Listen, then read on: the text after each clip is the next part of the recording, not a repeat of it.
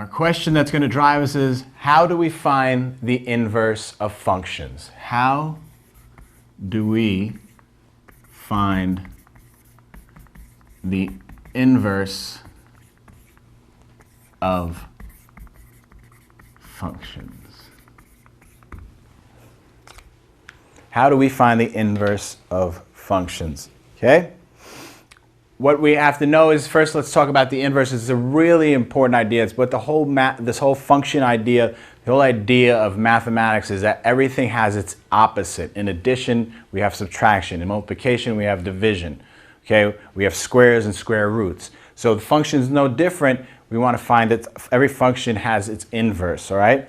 So we say the inverse is the opposite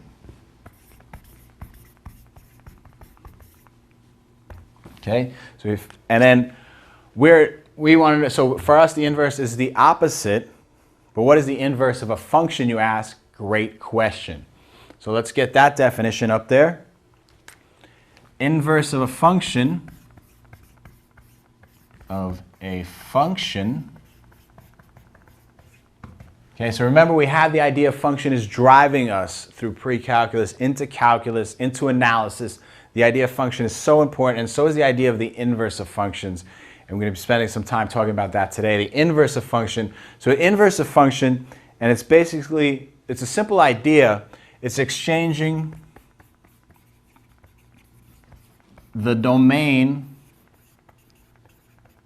and that's our x, exchange the domain with the range, the y. Okay? Inverse of a function, we're exchanging the x, the domain, with the range, the y.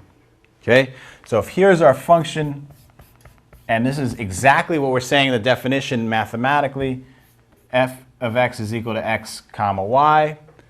F inverse of x is equal to y comma x. Exchange the domain with the range. We just flip them. And again, a little symbols here, and I'll circle. This is really important, not to be looked over. That is the inverse sign. That means the inverse. So this is f of x. It says the inverse of f of x. That little -1 means the inverse. So it's the inverse of a function. We're exchanging the domain with the range, the x with the y. So f of x is equal to x comma y. The inverse of x is equal to y comma x. It's a little exchange, and let's look at some examples for us.